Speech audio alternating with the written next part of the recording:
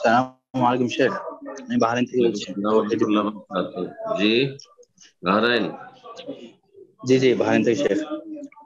তৌহিদ বলেন শেখ। বলেন।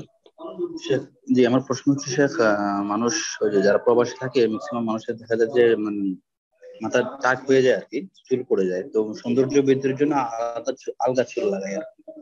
হুম আমরা জানি যে আলগা চুল লাগানো নাকি হারাম বা এরকম কিছু, তো হুম এটা কতটুকু জায়েজ আছে কিনা এটা সম্পর্কে, সৌন্দর্য বৃদ্ধির জন্য আর কি। মানে এই চুল তো পড়ে গেছে, আগে সুন্দর ছিল কিন্তু চুল চুল পড়ার পরে চুল আর সুন্দর লাগাই কি দেখায় না। সৌন্দর্যের জন্য? কিসের জন্য চুল লাগায়? হ্যাঁ, চুল তো লাগাই জি জি, সৌন্দর্য বৃদ্ধির সৌন্দর্য। জন্য। লান জি জি জি আল্লাহুল জি, এটা ওয়াসিলাত কি ওয়াল জায়েজ আছে? মুস্তাওসিলা। আল্লাহ জি জি লানত করেছেন যারা নকল চুল লাগায় আর যারা এই পেশায় নিয়োজিত, তাদের যার লাগানো হয় আর যে লাগায় সবার লানত করেছেন। জি, কথা বোঝা গেছে? স্পষ্ট হাদিস, হ্যাঁ, সহিহ বুখারী, সহিহ মুসলিম, প্রত্যেক হাদিসের কিতাবে হাদিস হয়েছে, বারবার করে এসেছে। আল্লাহর লানত অভিসম্পাত রয়েছে, কাবীরা গুনাহ আল্লাহর রহমত থেকে বঞ্চিত করার আল্লাহ ঘোষণা করেছেন। জি, এটি হচ্ছে হারাম কাজ, সুতরাং জায়েজ নয়।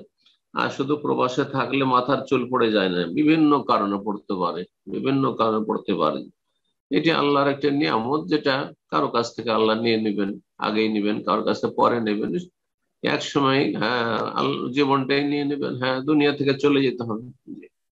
সুতরাং চুল যদি চলে গিয়ে থাকে বলুন আলহামদুলিল্লাহ, আলহামদুলিল্লাহ, চুল গেছে, অন্য সবকিছু আছে, আলহামদুলিল্লাহ, আল্লাহ শুকরিয়া আদায় করেন। যারা যত বেশি শিক্ষিত আর পড়াশোনা করে, চিন্তাশীল, তাদের চুল আগে পড়ে যায়। আমাদের চুল অনেক আগে পড়েছে, 20 থেকে 25 বছরের মধ্যে চুল আমাদের উঠে গেছে। জি, জাযাকুমুল্লাহ খায়ের।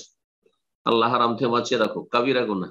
জি, চুল লাগানো, নকল চুল, মহিলা হোক অথবা পুরুষ হোক, সবার উপর লানত হয়েছে। আসসালামু আলাইকুম শাহেক। ওয়ালাইকুম আসসালাম রহমতুল্লাহ বরকাত। শাহেক, সিরাজগঞ্জ জেলা থেকে বাংলাদেশ থেকে বলছি। জি, সিরাজগঞ্জ জেলা থেকে বাংলাদেশ থেকে হ্যাঁ, বলতেছি। জোরে বললেন, আসতে আওয়াজ আসছে না।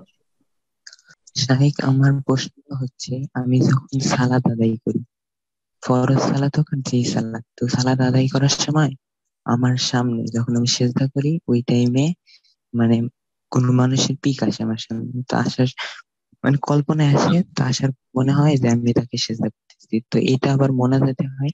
যখন মোনাজাত করি তখন আমি মুখে থেকে মানে কেন আল্লাহর কাছে যাইতে, কেন ঠিক আছে। তোমার মনে আসবে না যে আমি আল্লাহকে সিজদা করছি? অমুক মানুষকে কেন আসবে?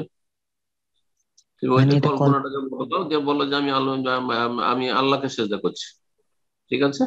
জি। তো এটা তো শয়তানি ঠিক। ওয়াসওয়াস, শয়তানি ওয়াসওয়াস, আউযু বিল্লাহি মিনাশ শাইতানির রাজিম, পড়ো বেশি বেশি। ঠিক আছে, চলো আচ্ছা, অন্যত। এটা চাই।